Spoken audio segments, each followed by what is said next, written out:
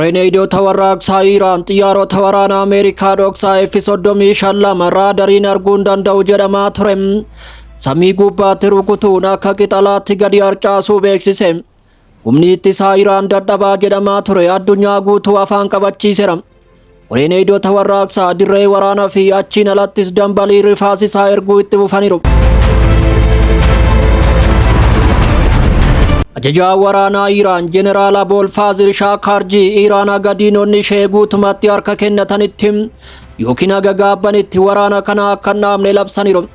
Deebiin kana booda kennamus haloo ba'uu salphaarraa fagoo akka ta'e akeekkachiisaniiru. Iraan dambalii 92ffaa Opereeshinii Waadaa Dhugaa 4 keessatti aangoodhaan deebi'uu labsite. Humni waraanaa Iraan haleellaa haaraa cimaa guyyaa irraa kan taasise yoo ta'u, kunis marsaa 92ffaa Opereeshinii Waadaa Dhugaa jalatti ta'uu himeera. Haleellaan kun Ameerikaa fi Israa'eliif kisaaraa guddaa akka fides ibseera.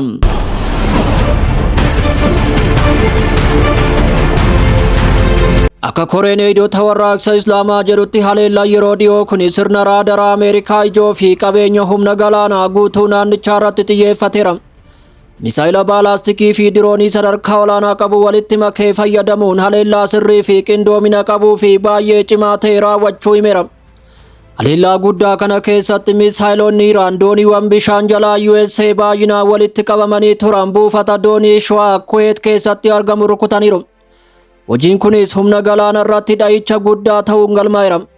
Milkaa'inni tarsiimoo biraa Baareen keessatti kan argame yoo ta'u, sirni raadaraa fageenya dheeraa Jabal al-Dukaan irratti argamu haleellaa diroonittiin barbadaa'eera. Raadarri kun hordoffii USAf naannicha keessatti qaama murteessaa tures jedhameera. Kanuma waliin humni aayiroospheesii Iraan misaayila gara buufata xiyyaara Raamaat Deevid bakka waraana Israa'el ijoo ta'ee fi xiyyaarota waraanaa F-16 keessummeessu irratti furguugseera. Haleellaan kun dandeettii Iraan naannoo Israa'el to'attu keessa gadi fageenyaan taargeettii waraanaa gatii guddaa qabu rukutuu kan agarsiisedha. Guyyaa irraa hammaachuu balaa ta'een bakkeewwan 50 ol Teel Aviv keessatti haleellaa misaayilaa jala galaniiru. Misaayilli mataa waraanaa hedduu qabu Koraam Shaayiraa fuuroo hojiirra ooleera. Kunis dandeettii fi cimina misaayila Iraan guddachaa dhufe kan agarsiisudha. Hojiiwwan kunneen haleellaa kanaan dura Ameerikaa fi Israa'el gaggeessanii fi bu'uuraalee misooma ishee irratti weerara raawwataniif deebii kallattiin kenname ta'uu ibsiteetti. Qondaalonni Iraan tarsiimoon isaanii abiddaan ta'uu cimsanii kan dubbatan yoo ta'u, kunis haleellaan kamiyyuu humna walqixaa yookiin humna guddaadhaan akka simatamu agarsiisa jedhameera. Dambalii yeroo dhiyoo kun qindoomina waraana Iraan teekinooloojii olaanoo fi kutannoo abbaa biyyummaa ishee ittisuuf qabdu kan mul'isudha. Akkasumas akeekkachiisa ifa ta'e erguun Iraan balaa kamiifuu deebii kennuuf qophii dandeettii fi fedhii akka qabdu kan ibsudha. Waraanni kun itti fufee waan jiruuf addunyaan itti dhiyeenyaan ilaalaa jirti. Wallabdee hammaataa dhufe kana keessatti maaltu itti aanee dhufa kan jedhus yaaddoo addunyaa ta'eera. Ergaan Teheraan irraa dhufu lallaafaa osoo hin taane sibiilaa fi abiddaan kan bocame ta'eera.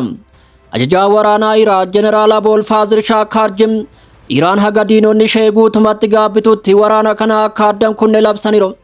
Dubbiin kana booda yookiin deebiin kana booda kennamus haloo ba'uu salphaarraa fagoo akka ta'e akeekkachiisaniiru. Waraanni kun kana booda rukuttaa walqixaa osoo hin taane balaa jiru guutumatti xumuruudhas jedhaniiru.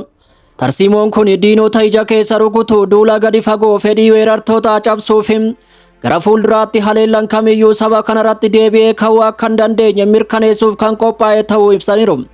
Waraanni yeroo ammaa 75ffaarra kan jiru yoo ta'u dirree waraanaa jijjiirameera. Erga haleellaa tasaa Israa'elii fi Ameerikaan raawwataniin booda Iraan humna boqonnaa hin qabneen deebii kennuu itti fufteetti. Guyyaa guyyaan dambalii misaayilaa fi diroonii gadi fageenyaan bakkeewwan diinotaa fi qabeenya waraanaa guutuu naannichaa irratti haleellaa taasisteetti. Misaayiloonni Iraan samii Israa'el irraa kaasee haga buufataalee ba'aa giddu galeessaa hundaatti gadi finca'aniiru. Dandeettiin deebii Iraan babal'achaa kan jiru yoo ta'u, kunis sadarkaa qindoominaa fi madaallii obsarraa kan bocamedha jedhameera.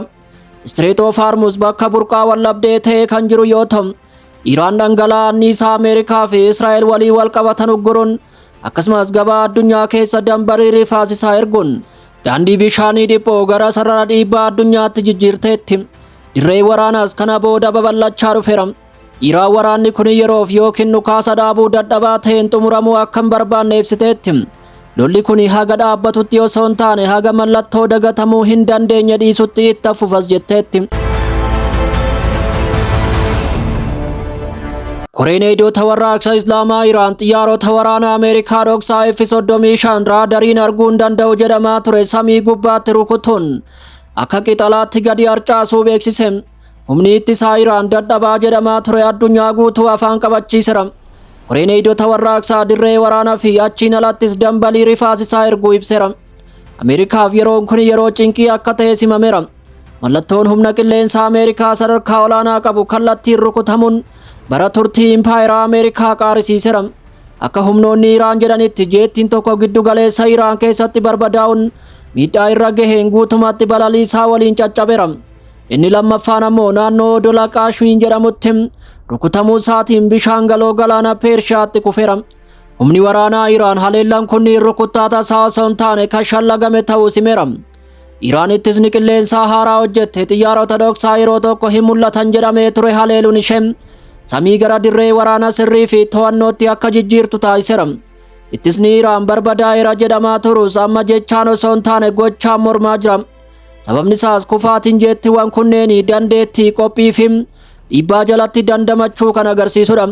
Injifannoon kun ittisa caalaa ergaa guddaa kan dabarsu yoo ta'u, agarsiisa humna qilleensa raasu madaallii jijjiiruun lolli gama tokkoon qofa akka hin taane kan agarsiisudha.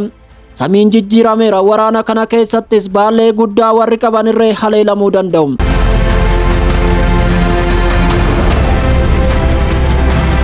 Egaa kabajamtoota hordoftoota keenya odeeffannoolee gaggabaaboon ammaaf qabanne kanuma.